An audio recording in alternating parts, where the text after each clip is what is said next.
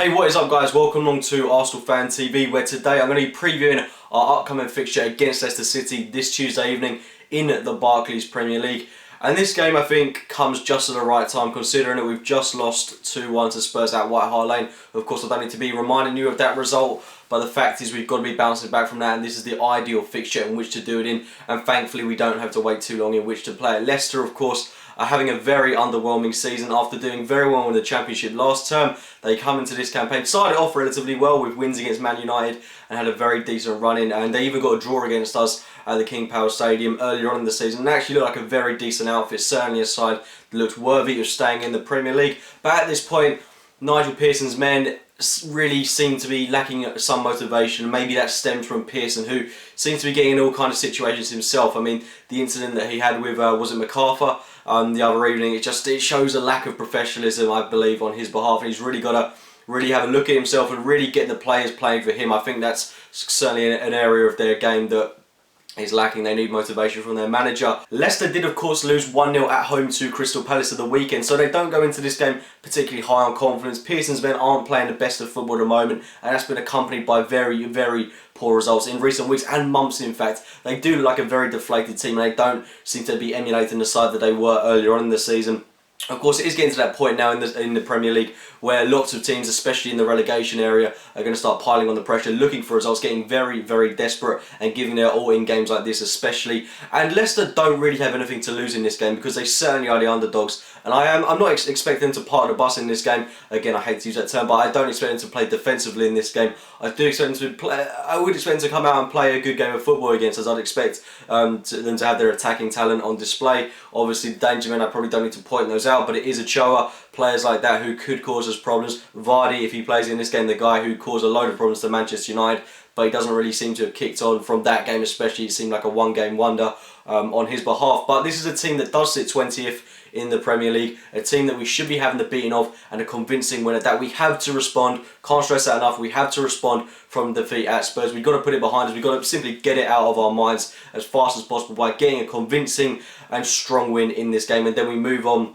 to the FA Cup at the weekend, and it will be some welcome relief from the Premier League in that game. So it's a massive game for us. Regarding Arsenal, I do want to see changes going into this game. I was a bit surprised with the team lineup that we fielded at Spurs, especially seeing Danny Welbeck come into the squad. The big bonus for us is, of course, Alexis Sanchez to return to full training, so he should feature in this game. I think he has to feature if he's back in the team. Then no explanations whatsoever. He has to be starting the game.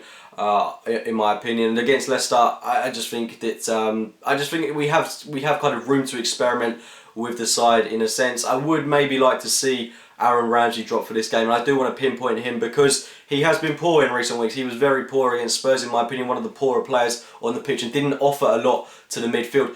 A couple of options that you could do. A lot of people might not see this as the most satisfying of options, but you could drop Cazorla a little bit deeper into the midfield and have him play in the box-to-box midfield role. That is something that might leave us defensively a little bit exposed, but I think Cazorla puts in a good tackle. I certainly think he could do a shift in that position, and it's another one of the ways that we can accommodate Cazorla and Ozil into the same team. And it's kind of become obvious to me that those two aren't going to work in the same team unless one of them plays on the flanks, or we do the thing that I've just mentioned. But personally, I don't think Wenger is going to put that into the game. Although Ozil does contribute from the wing, or Cazorla contributes from the wing, or whatever, it leaves us with a lack of pace on that flank, and it's frustrating to see that. It leaves us exposed on that flank, and it's wasting position, in my opinion. That's certainly how I regard it. I certainly think, what's the point in doing that? Why not have a player that is so renowned for playing in that role? So have proper wingers like Theo and Alexis on the wings, and then have a playmaker playing in between them in Mesut Ozil or Santi Cazorla. It's really hard to pick between those two, but personally at the moment I preference Mesut Ozil and possibly drop Cazorla into that deeper role,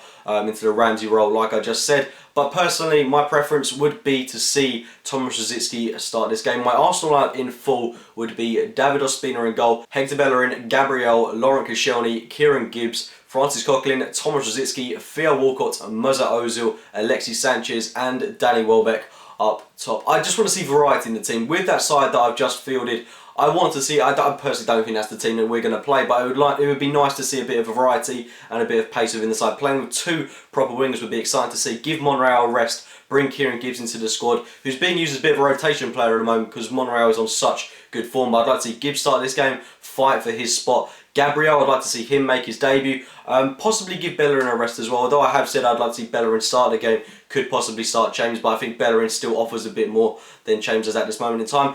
Give Giroud a rest, play Danny Welbeck from the start of this game. I'd like to see how he performs. He was certainly one of the better players at White Hart Lane in the weekend. I think that's a team that certainly will cause Leicester problems. Plenty of attacking talent on offer, and it should be able to get us a few goals at least. I think it's vitally important that we win this game at least 3 or 4-0, just to prove a point, to make a statement that the defeat at Spurs hasn't hindered us in any way, shape or form, and we are very ready to fight for a top 4 spot at this moment in time. But it's a massive game for us this Tuesday evening. Emirates Stadium is the place to be. If you've enjoyed the video, guys, please do hit that like button, subscribe to Arsenal Fan TV, do check out my own channel, AFC Game by Game, and I'll speak to you soon, guys.